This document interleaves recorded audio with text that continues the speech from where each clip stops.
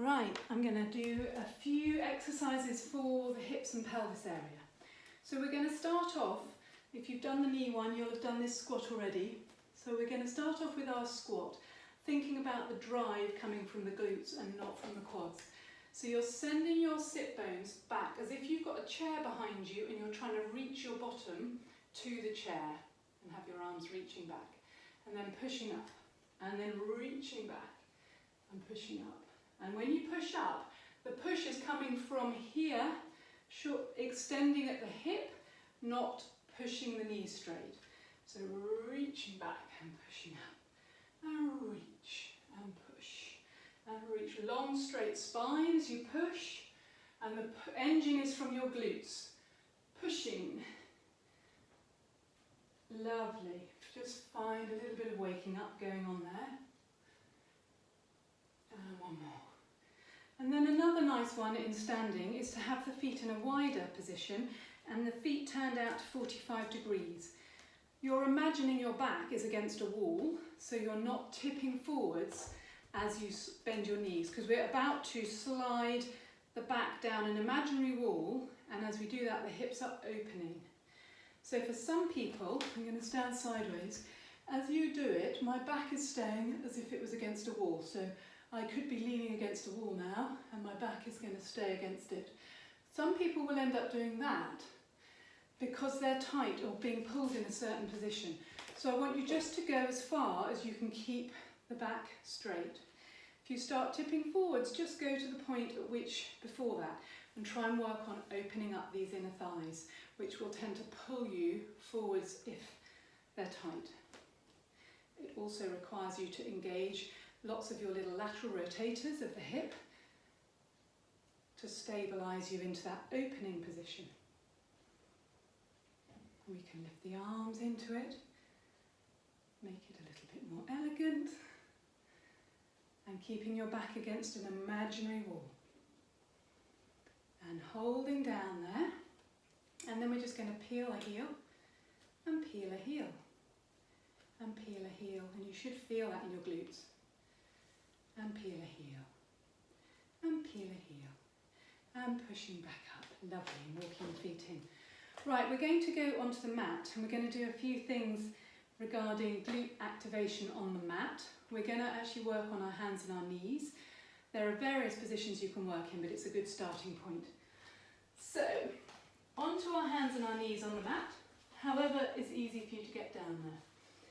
Once you're on your hands and knees, I want you to really focus on your palms, making sure that your palms, you've got the base of your index, the base of your little finger, the outside corner of your wrist and the inside, the base of your thumb, as wide and open as possible. And your fingers are long. If your fingers are clawing up and it feels really hard to open those four corners of your palm, you need to practice that because the fascia can be tight. So the first thing we're going to do in this position will involve the whole spine. We're going to do a cat-cow stretch. So I want you to start off with your back flat, and you can feel it to make sure your curve goes down at the lower back and then comes back into a sort of flat space between your shoulder blades. And your head is lifted, so I don't want heads dropping down here. Your chin is lifting into your throat and your head is reaching to the wall in front. You're then going to keep your shoulders nice and wide, your collarbones are wide, your breastbone is lifted, and you're going to drop your tailbone, engaging your pelvic floor. So you're lifting your back passage, your front passage, and your lower tummy up into the bowl of the pelvis. As you start to round the lower back, pull up your bottom ribs, keep your shoulder blades wide as you release your head and neck. Then you're going to keep your head and shoulders where they are. You're going to start lifting the tailbone, widening the sit bones, soft hips, wide sit bones, lowering that lower back, dropping the bottom ribs, then send the breastbone forwards and up as you lift your head in line with your breastbone. Chin into throat, don't collapse into the shoulders. So the breastbone is still lifted even though it's reaching forwards. Keep that position, drop your tail, pull the back passage, front passage, lower tummy up and in. Pull your bottom ribs up and in, rounding through the spine, releasing your head and neck. Then you're going to do one more, lift the tail, Drop through the belly, but keep the belly active. Drop through the bottom ribs, send the breastbone forwards, lift the chin into the throat. We're going to just sit back in this position, flexing at your hip sockets, and then pull through those palms to pull you back up. And then you're going to round, tuck the tail, lift the belly, lift the pelvic floor, lift the bottom ribs, rounding through. Keep this shape and now drop back in this shape. You'll open your armpits to the floor, you'll get more of a shoulder stretch in this position, less of a hip stretch. And pulling forwards. Lovely. We're going to do a few glute extensions. So I'm going to show you, you're going to slide a leg back. The really important thing is your pelvis stays level and your lower back maintains its neutral inward curve as you lift the leg. Because what can happen is you lift the leg and you collapse through the back because you're lifting using your back muscles and not through your glute muscles. Or you lift your hands using your hamstring and your knee is slightly bent. So I want you to slide this leg back without shifting and collapsing your hips to the other side. Lift your breastbone, lift your chin into your throat, reach through that back heel and then lift by, imagine you're shortening the muscle across your bottom, squeezing the bottom and then lowering down. Squeezing the bottom to lift. The knee has to stay straight. As soon as the knee bends, the hamstring will do more of the work. So I want you to really focus on that bottom, squeezing and lowering, and squeezing and lowering, and squeezing and then lowering and folding back in. Toe under on the other side, slide that foot back without collapsing the hip over to the weight bearing side.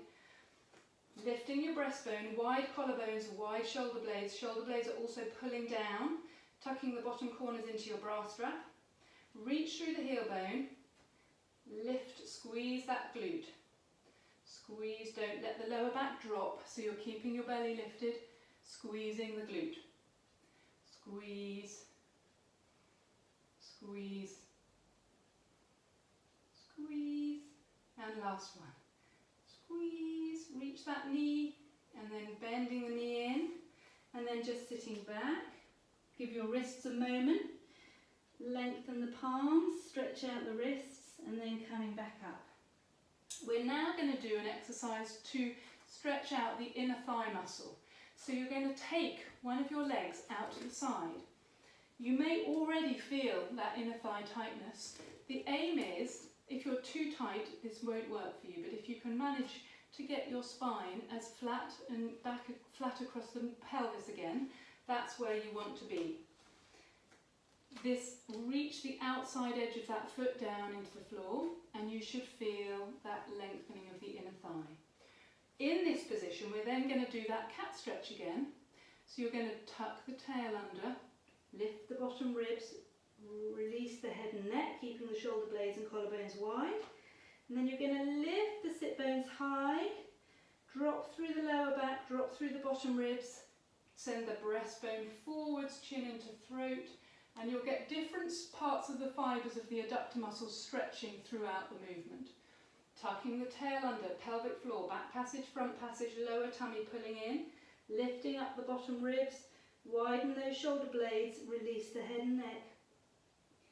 Lifting the tailbone, reach it to the sky, drop the lower back, drop the bottom ribs forwards as you send your breastbone forwards to the front of the room, chin into throat. Last one, tucking under. Tail, pulling up the pelvic floor, belly, bottom ribs, rounding through the upper back, releasing the head and neck. Lifting the sit bones up and back, dropping through the lower back, dropping through the bottom ribs, but keep your abdominals working, opening the chest. And then come back to neutral and slide that leg in.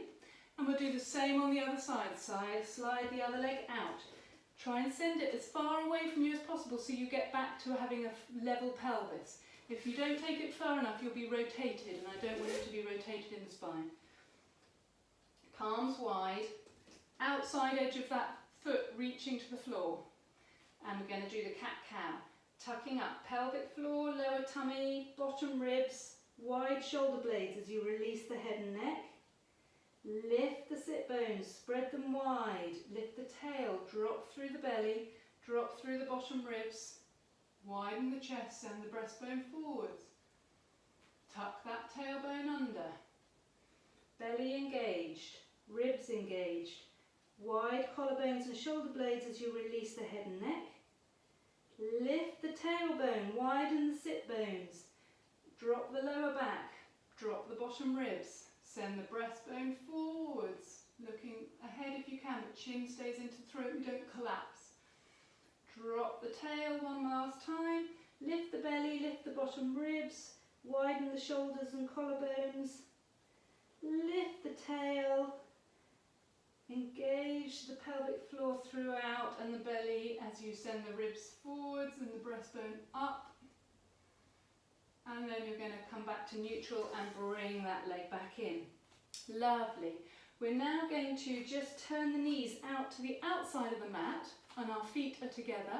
And we're just going to sit back in a frog pose, taking the weight off our wrists, allowing our hips to feel soft and allowing our bellies to sort of try and reach towards the floor. So you're really getting as much hip flexion as you possibly can. And breathe.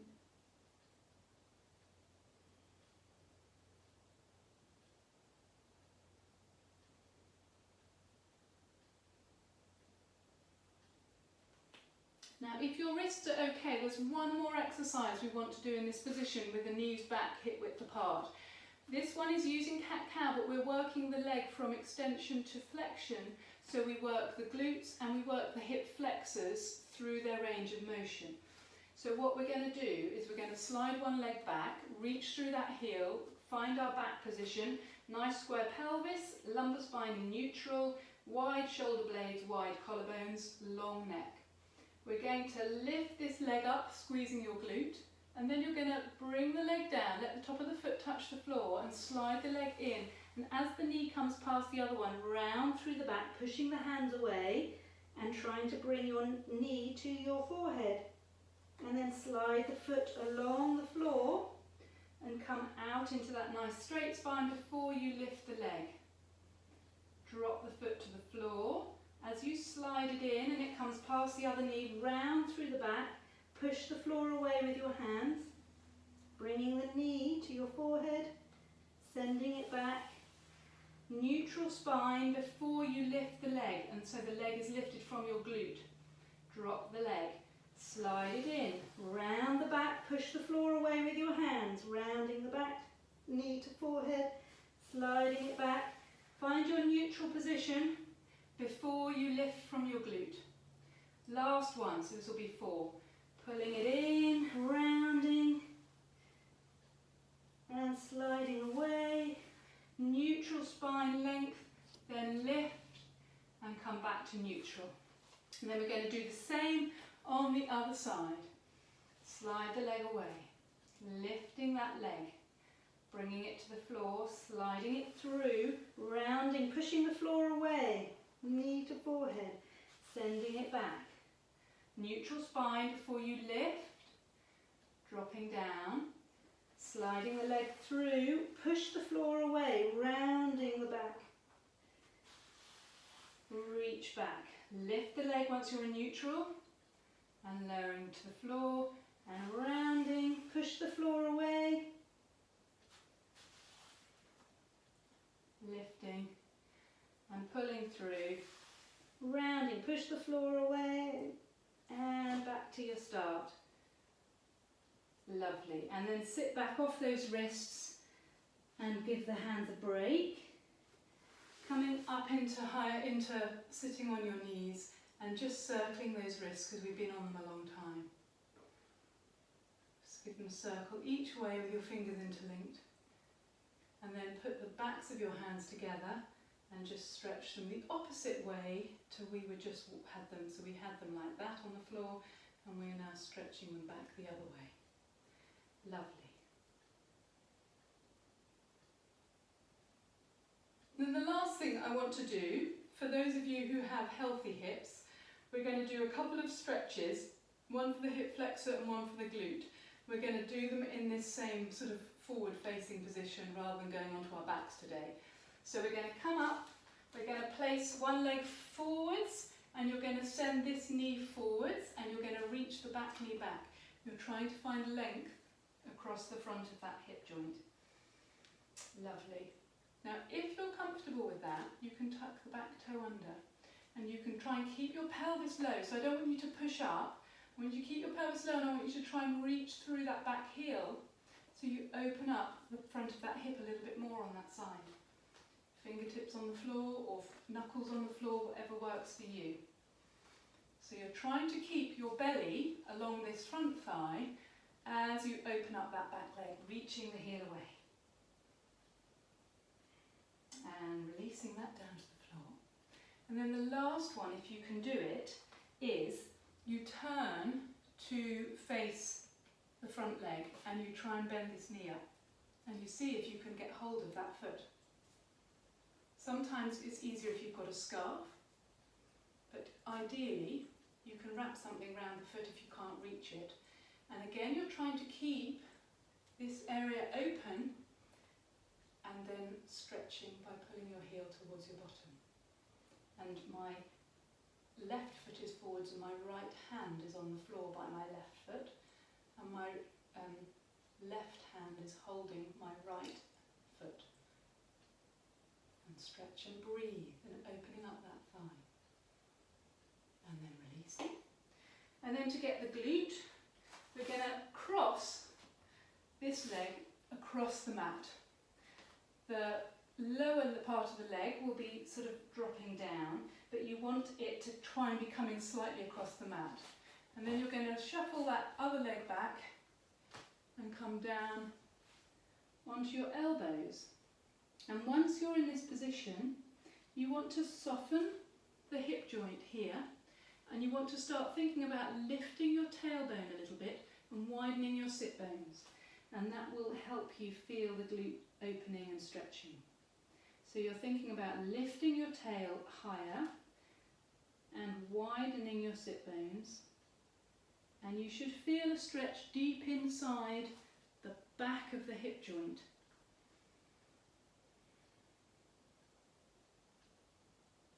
Again, if any of these positions are too difficult to get into, then don't do this.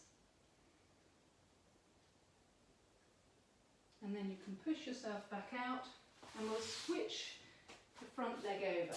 So this one is going in front now, and you're reaching this knee forwards and reaching the back knee backwards. So this knee is over this ankle, and the back knee is as far away from this heel as you can get it, trying to open up the front of this hip here. And once you've taken a moment to stretch in this position, you can tuck under your back heel, and you can reach, trying to keep your hips down. So what you don't want to do is do that.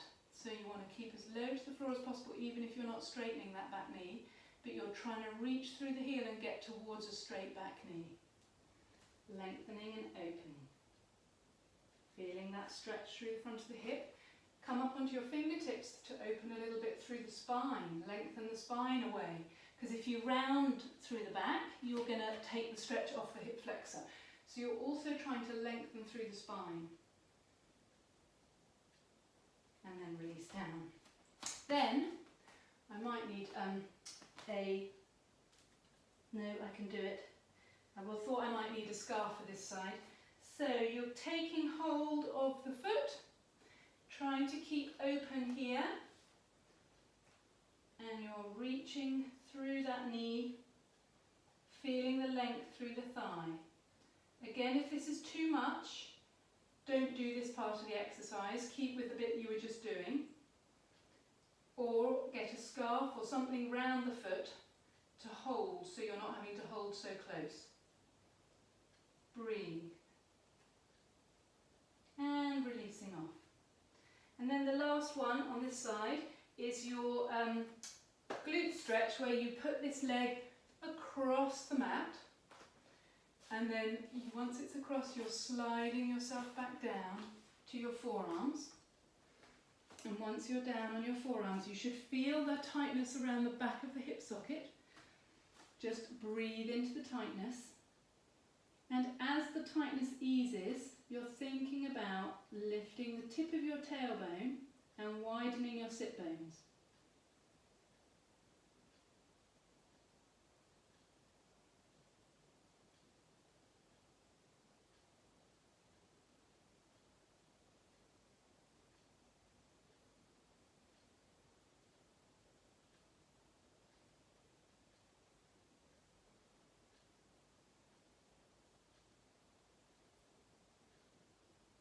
Breathing and releasing off. And then bringing that leg round.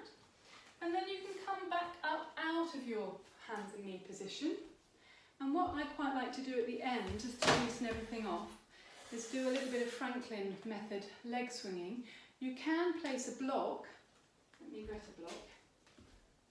You can place a block under one of your feet, so you're just lifting the leg a little bit higher, and then you're swinging the other leg, and you're letting your arm go the opposite way to the leg. So you're allowing everything you've worked to release off and let it go. And slowly bring the swing as far as you can take it without any discomfort or anything.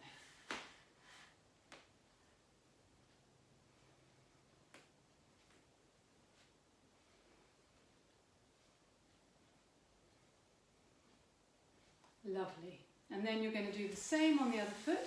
If you haven't got a block to stand on, you will just have to make sure that the knee of the swinging leg is slightly bent so you don't bash the foot on the floor. And you take the arm the opposite way. And just let the freedom through the body just flow.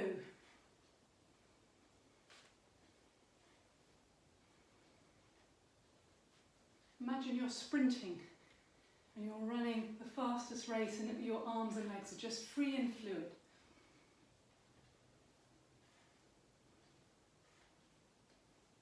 Lovely. And then you're all done. That's just worked through some of the stabilising muscles around the hip joints and stretched out some of the muscles around the hip joints. At some point I will pop on and do some pelvic, lumbar and thoracic and neck work, but I'm not sure when I'll get a chance to do that. So there's a foot, an ankle, a knee and a hip one to get going with. All right, cheerio.